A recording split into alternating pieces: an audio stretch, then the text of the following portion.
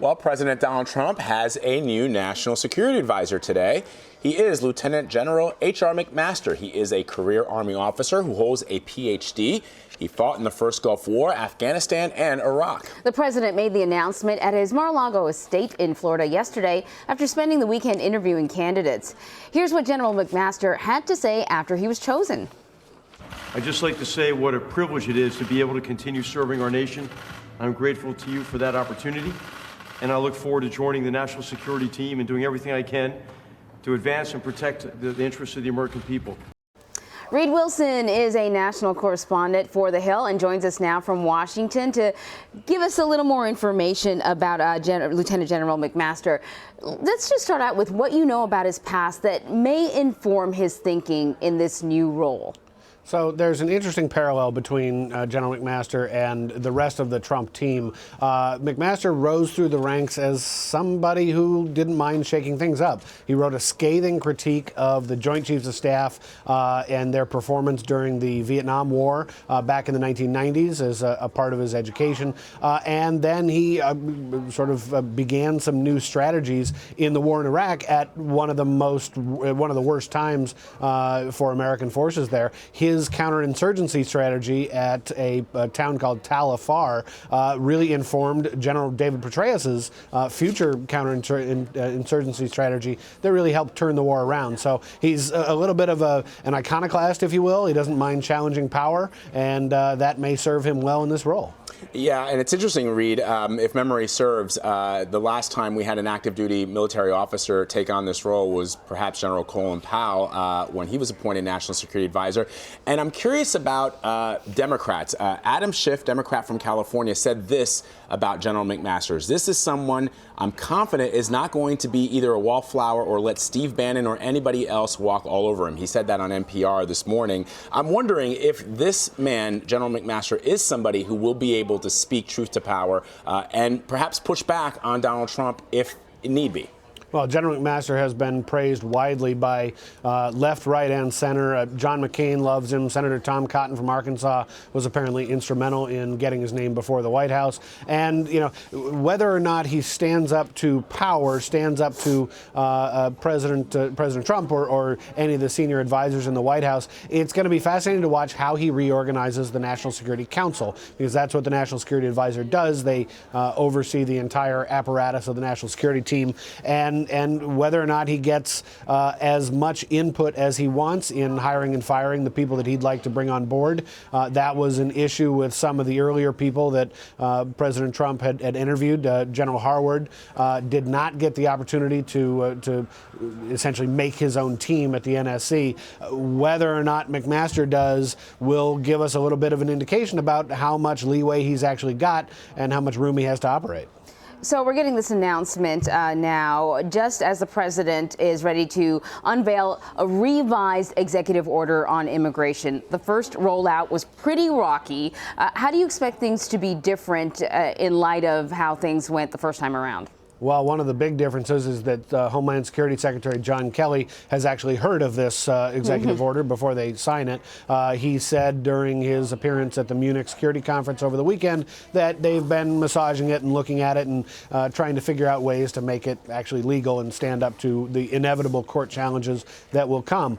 Some of the things that he said was that green card holders, visa holders, those in transit already will still be allowed to come to the United States, and they're going to drop the permanent ban on refugees from Syria.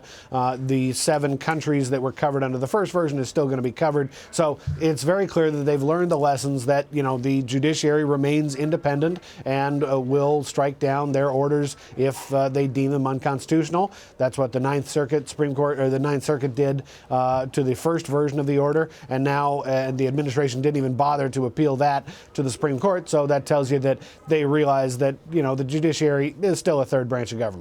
Reid, I want to turn now to the dozens of bomb threats being reported against Jewish community centers across the country and the growing pressure on the president to speak out about them. Hillary Clinton has now tweeted on this issue saying, quote, "Everyone must speak out, starting with the president." For a president who speaks his mind on many, many issues, this is a layup. He's had this criticism even from a Jewish reporter at his press conference last week. Why do you think the president refuses to speak out in the way that would be beneficial to him and to reassure people that he, because most people have said, from Prime Minister Benjamin Netanyahu, that he doesn't hold to these views, so why not just say it? One wonders. I mean, look at the press conference last week. You know, he had that layup. The reporter who asked him the question started out by saying, "I don't think you're anti-Semitic," and he took that as some kind of weird challenge that he was. One wonders why this is not the obvious thing to do. I mean, this is what presidents do. If he truly wants to be the president of all 330 million Americans, you stand up against desecration of graves in Missouri or bomb threats called in all around the country, and talk about how we are one America and how we're a team and we're all in this together. But this president, he gives sort of lip service to the notion that he is the president for all Americans. I haven't really seen the follow-through, even the standard follow-through that any president wouldn't even think twice about. Yeah, and it's interesting, Reid, and I want to get your take on this. There have been Republican lawmakers and others who have been very silent on this issue as well.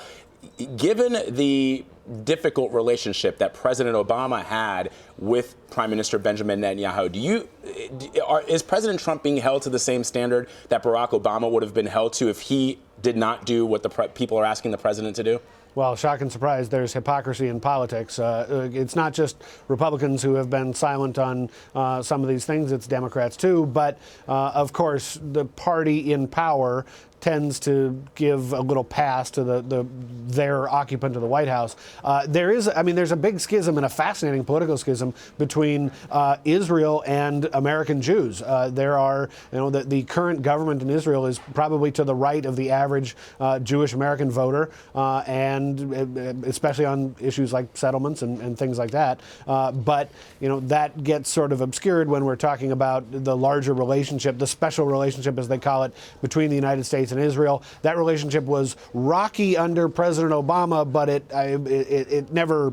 there was no threat of any sort of break, long-term break. Don't forget that President Obama signed a piece of legislation late in his term that gave several $billion in military aid, continued the aid that the U.S. has given to Israel over the years. So it was rocky.